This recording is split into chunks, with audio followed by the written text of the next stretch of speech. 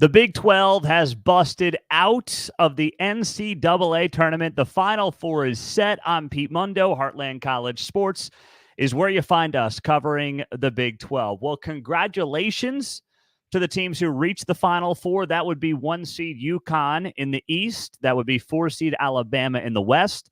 11 seed NC State going to the Final Four in the South Regional, and then Purdue, the 1 seed out of the Midwest. So we've got 2 1s, a 4, and an 11 seed, and no teams from the Big 12 are in the Final Four. In fact, no team from the Big 12 made the Elite Eight. And I'm the biggest Big 12 fan, homer there is. I don't think anyone will advocate for this league like I will. But you cannot spin it any other way. This has been a disappointment. And March Madness was a total bust for this conference that we all thought was the best conference in America. Now, we wondered whether or not they had a top-tier team or two in this conference. That's what many of us thought throughout the season. The depth was there. Teams 3 through 12 could beat each other on any given night. But could they have a team that won a national championship? Now, it's easy to look at this past weekend and say, well, it could have been Houston. Who knows what happens to Houston if Jamal Shead does not get injured at the end of the first half, and things go differently, of course, in that game in the Sweet 16 against Duke. All great points, and I believe a healthy Jamal Shead ends up beating Duke. I firmly believe that. But you know what? We're at that point of the season. Injuries happen. Teams are banged up. And if you're a Big 12 fan, as I am, and you're going to sit there and say, well, if Jamal Shead didn't hurt his ankle, who knows how things go differently? Maybe, but are you guaranteeing they beat NC State? I'm not. I'm not going to say that with a straight face. NC State's playing some of the best basketball in America right now, going back to their ACC tournament victory. So I would not sit here and just assume, well, Houston's obviously in a Final Four if Jamal Shead doesn't hurt his ankle. And that's not really the point anyway. If you're one ankle injury away from basically not having a team reach an Elite Eight, then maybe you've had a bad March Madness. Maybe you've had a bad NCAA tournament. And that's exactly what's happened to the Big 12. Now, yes, it's a one-and-done tournament. I understand how this tournament works. We all do. We all watch it every year. We all obsess over it every year. But this is when you're judged in college basketball. It might not be fair, but it's how you're judged. It's when you're judged. John Calipari's won a lot of regular season games. He almost got his butt fired in the last couple of weeks because of how he's done in the tournament the last few years.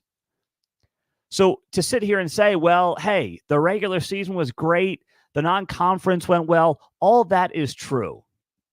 But if you don't show up in March in this sport, the rest doesn't really matter. People don't remember you.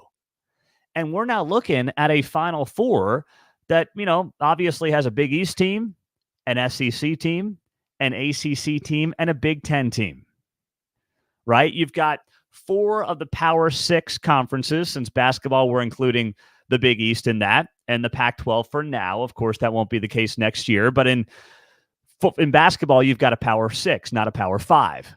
And the Big 12 is not represented. And I would not have guessed that 2 or 3 weeks ago. You look at the Elite Eight. The Big 12 was missing out in the Elite Eight.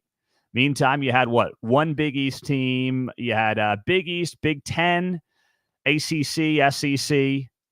And then you had, let's see here. You had Alabama beating Clemson. So you had SEC, ACC. Then you had Big Ten, and then you had SEC, Purdue, and Tennessee. So you had a couple SEC teams. Then you go Big East, SEC, 3 SEC teams, and then 2 ACC teams. So 3 SEC, 3 ACC, 1 Big East, and 1 Big Ten. And the Big 12 is nowhere to be found. That is a letdown of a performance for this conference. I root for these teams. I want them to win. I wondered all year long whether or not they had a national championship contender. I then quickly thought it was Houston. We all did as the season went along. Kansas started to fade quickly. Iowa State came on strong, but then Iowa State got the worst draw of any top seed in the NCAA tournament. they got stuck in the East Regional, which was by far the toughest regional in this bracket. You had multiple conference tournament champions. You had, the defending national champions in UConn. You had Illinois, who won the Big Ten tournament. You had Auburn, who won the SEC tournament, even though Auburn got bounced early by Yale. But you had a lot of depth in that regional. And Iowa State ended up coming up short, of course, in the Sweet 16 against Illinois. And that game was disappointing, too, because that was a game where Iowa State did not look like the confident Iowa State team that we had seen for the last, frankly, a month and a half. The moment looked too big for Iowa State, and that's just not something I thought I'd say ever about this Iowa State team down the stretch. If they were going to lose to Illinois, they were going to lose, but it wasn't going to be because they looked like the moment was too big. And that's what it looked like for Iowa State in that game. Like, that moment on that stage in Boston was just too much for them. And that was as surprising as anything else that we saw this past weekend. So I don't think you sit there and you say Iowa State disappointed necessarily. You get to a Sweet 16. At that point, you're playing with house money.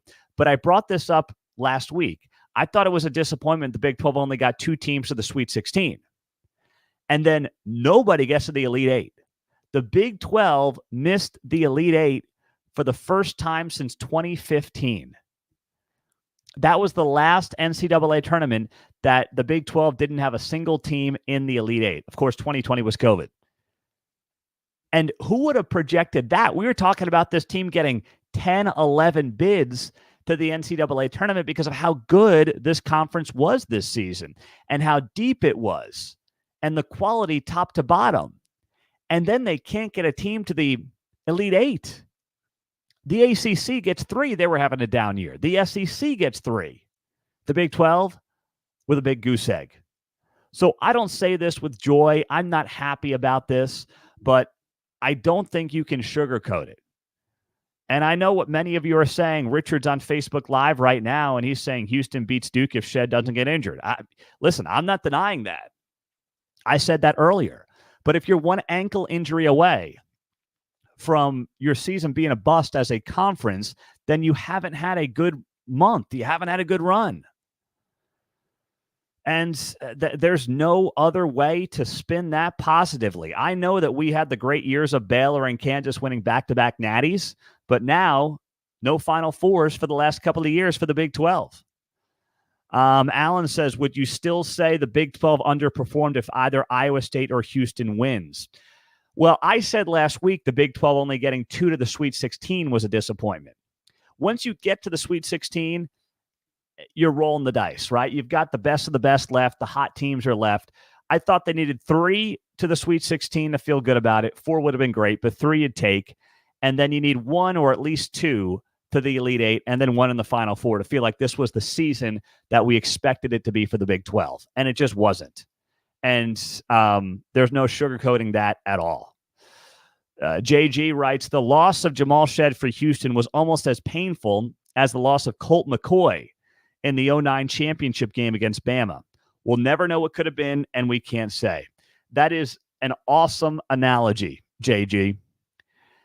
Of course, a little bit different because McCoy got injured so early in that game against Alabama. Shed got injured later in the first half. But your point is well taken. You've got the best player at the most important position in the sport going down in the biggest game of the year. Now, does Colt McCoy end up beating Alabama? I don't know. I don't know if we can say either way. I would lean no. But does Jamal Shed, healthy, beat Duke? Yeah, I think that. But then did they run into the buzzsaw of NC State? I don't know. So, man, it is painful to see how the season ended as a Big 12 fan. Of course, I wanted it to end differently, but it's not ending the way a lot of us thought it was going to end. I did not think we'd be sitting here a month ago without a team in the Final Four. And heck, I didn't think I'd be sitting here watching Elite 8 games without a Big 12 team to follow. I'm Pete Mundo. Heartland College Sports is where you find us. Hit that thumbs up if you're on YouTube right below the video. That helps us. Leave a comment as well. Subscribe to the channel if you have not yet. if you think, well, I'm not going to bother with the show, basketball's over. You know what? As far as I'm concerned, it's football season, baby. Let's go. All right. I am so fired up for football season. I can't wait. Actually, I wrote about this on the site today. I hope you have a great Easter, had a great Easter. And it has been obviously a tremendous weekend in a lot of respects if you're a sports fan. But let's not forget, Easter trumps everything.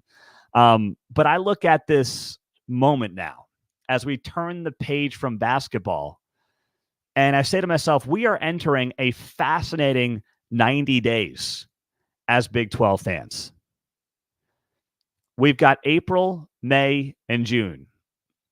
And then July 1 is going to hit. And on July 1, what's going to happen? Oklahoma and Texas go bye-bye. Colorado, Arizona State, and Utah come on in. We have been really waiting for this. It's been 3 years now in July that we learned OU and Texas were bailing. This is 3 years in the making. 1,000 days have culminated to this moment that is now 90 days away. OU and Texas saying goodbye to this conference. And it's going to be weird. We've got them, of course, for baseball and softball, and we are fully covering those sports, by the way. We're all in on those sports. We have guys writing about our baseball and softball stuff every single day here at heartlandcollegesports.com. I'm not the baseball guru or the softball guru, but our guys Derek Duke and Brian Clinton do a great job with those sports. But that's it. And then it's goodbye, see you later to OU and Texas. And listen, you see the wall here if you're watching on YouTube. You're seeing horns down. You're seeing the OU sign, and they'll be gone on July 1. But I'm not going to lie. I will miss them. I will. As a Big 12 guy through and through, they are part of the fabric of this conference. Now, listen, am I going to miss Texas from the standpoint of all their BS and the egomaniacs and all that other crap? No, I'm not going to miss that. But just as a college football guy that loves the sport, the history, the legacy, the branding, the conference, and all that it entailed the last 25, 30 years, I'm going to miss that. I am. And there's going to be an adjustment period because, for 25, 30 years, you've had those two kind of at the top, at the head of the table, so to speak. And now it is literally going to be a conference that is built around 16 teams that more or less share a common goal, a common vision, and there is not that whale at the head of the table. Now, that can be great for a conference. I think it will be very good for the Big 12. I can't wait to see how it plays out for this league going forward. But it's also going to be different. You're not going to know who's the villain necessarily. Now, it could end up being a guy like Deion Sanders, right? He could end up taking on that villain role, but who is it going to be? You always had it in this conference, and now you don't. And the other thing you're not going to have is that true round robin that we had for so many years. Now, you go back to the old Big 12 days when it was 12 teams, and you didn't have a round robin. You had the North and the South. You played your entire division, and then you played 3 to 4 teams from the South or the North, depending on which division you were in, and you rotated those on a yearly basis. So things were different then in terms of how it played out. But now with 16 teams and 9 conference games, you may not see a team outside of once every 3 years, 2 years at the least. So it's going to be different. You're going to have to build those rivalries. It's going to take some time. I think Colorado coming back is good for the Big 12 in terms of having some of those built-in Big 12 North rivalries. Not that they were huge rivalries, but at least they knew each other. K-State, Iowa State, KU. They know each other, of course, in the Big 12 North days. That'll be good. I'm excited for that. But then you're also going to be building up new brands and trying to build up new rivalries and new matchups and things that are going to get people enticed to your game, to your sport, to your conference. And that's something new for the Big 12. That's going to be new for us. It's going to be new for you. Now, I am very confident we're going to cover it better than anybody here at Heartland College Sports, but I'm not going to lie. There will be an adjustment. So we are entering this 90-day stretch of kind of saying goodbye. And not that any of us are going to lose sleep over OU and Texas. I know that in our heart of hearts, a lot of us as Big 12 fans hope that they go to the SEC and just get absolutely blown out. I do. Do I think it's going to happen? Not for Texas. OU might struggle, but I think Venables can get that thing going in the right direction. Are they going to have Big 12 success in the SEC in football? No, that's not going to happen. Do I think they'll miss the Big 12? Sure, absolutely. Do I think they'll admit to missing the Big 12? No, just like Nebraska. I don't think Oklahoma is going to admit to missing the Big 12, just like Nebraska has not admitted to missing the Big 12. But they both will deep down because they knew what they had here. They had the seat at the table. They were at the head of the table.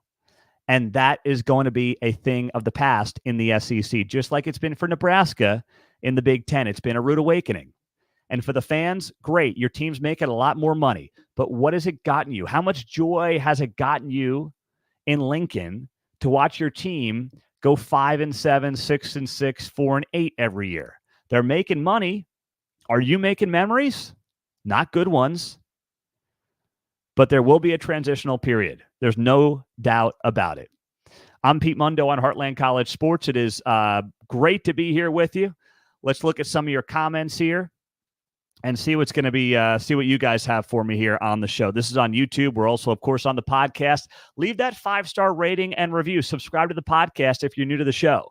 Because trust me, we are going to get a lot of Colorado, Utah, the Arizona schools. Those fan bases are going to be flooding this show sooner rather than later. And we're here for you. Listen, we've been covering the Big 12. This fall is going to be 10 years for us since I started this website, and I had no freaking idea what I was doing. I popped open a laptop in my mid-20s. I said, I'm going to start this Big 12 site and see where it goes. I was kind of going for the Saturday Down South model, but I thought no one covers this league like they should. I love the conference. I was working in Oklahoma. I'd moved to New York City. Now I'm back in Kansas City. And I thought, we got to get some better coverage of this conference. And 10 years later, we're reaching, millions of fans on a monthly basis. And it's because of you guys that this show, that this outlet has grown. So thank you for being a part of it. And really couldn't do it without you. So share the show with somebody, hit that thumbs up, subscribe, and make sure you never miss what we're doing here at Heartland College Sports. Alan writes, Arkansas and A&M never recovered from transitioning into the SEC. A&M has certainly not been through a lack of resources. I don't know if A&M would have been doing much better in the Big 12. They had, of course, that moment with Johnny Manziel and Kevin Sumlin that's going on over 10 years ago now. But outside of that, there's no doubt it's been disappointment after disappointment. And part of that's because of the division that they're in. Right? That's made it very difficult for them over the last bunch of years. When you're sitting in that division with Alabama, what the heck are you going to do? How is that going to work out for you? Now, the good thing for Oklahoma and Texas, but I think more of Oklahoma from this perspective, the good thing for them is having the expanded playoff and knowing the SEC will admittedly get more bids to the playoff than any other conference means that Oklahoma does not have to get to the SEC championship. They don't have to win the SEC to get into a 4-team playoff or in the old BCS format. They don't have to worry about that. If it was the old setup, Oklahoma would never play for a national championship. That's a fact. I mean, OU is a legendary program. But to think that they would have the kind of success in the SEC that they had in the Big 12 is just nonsense. It's not going to happen. But in a 12-team playoff format, and of course it could grow, they will have a chance every year to get one of the at-larges. And maybe once in a while they bounce in and win the SEC. So the format is better set up for a team like OU to still have very good success in the SEC. But it's not going to be the success they had in the Big 12. That's indisputable. No doubt about it. Mo says the Big 12 should go after Iowa. Listen, I would love to look at some of the old – I would welcome Nebraska back in a heartbeat. I would. I've said it for years. I know some of you are saying don't let the door hit you on the way out. I would welcome back Nebraska yesterday if I was, the overlord of college sports and college football in particular. I would get them back in this conference. I would love to make that trip up to Lincoln. I mean, they should be in the Big 12. So much about them is in the Big 12. but it's never going to happen. And no one's going to leave the Big Ten with that money. The Power Two is what they're branding themselves as. And even though Nebraska would have probably more fun and more success coming back, they're not going to give up that stature. Even if it means less wins, the money is what is talking right now in this sport. And nobody is going to leave money on the table.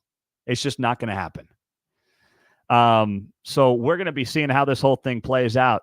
Vark writes, teams need to realize these players are student athletes. Going from West Virginia to Arizona to play a game would be rough on a player.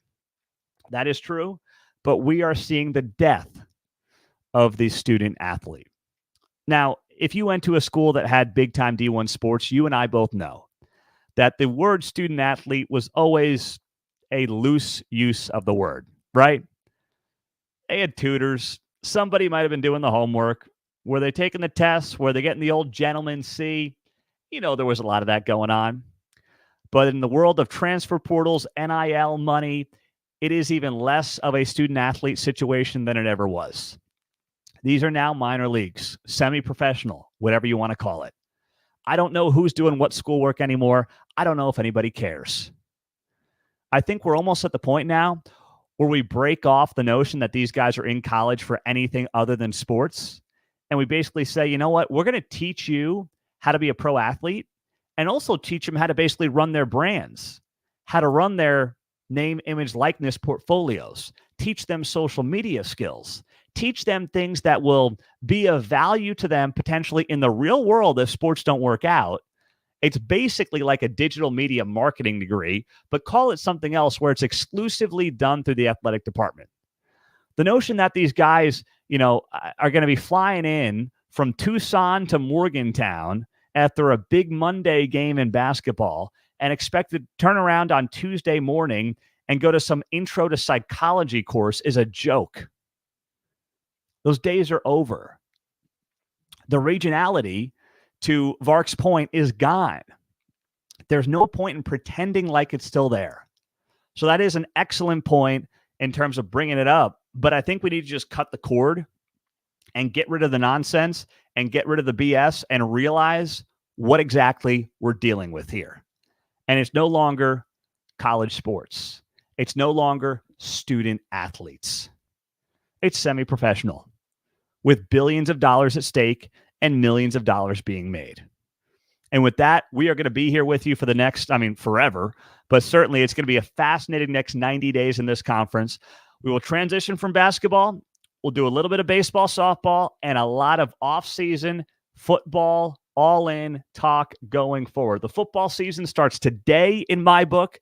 If you're a fan, you want to be on the show, subscribe to the podcast, subscribe right now on YouTube, and that way you never miss an episode. And hit that thumbs up at the bottom of the video. That helps us tremendously continue to grow this show. Thank you guys for being here. Can't wait for what's to come. And if you're not on the free Heartland College Sports message boards, make sure you're signed up there. A lot of great Big 12 fans that we're interacting with. And as the message boards keep growing, we're going to start putting together some events with those on the message board. So make sure you're signed up. We'll talk to you there. Have a great day. I'm Pete Mundo, Heartland College Sports. Check out the site. Go Big 12. We'll talk to you soon.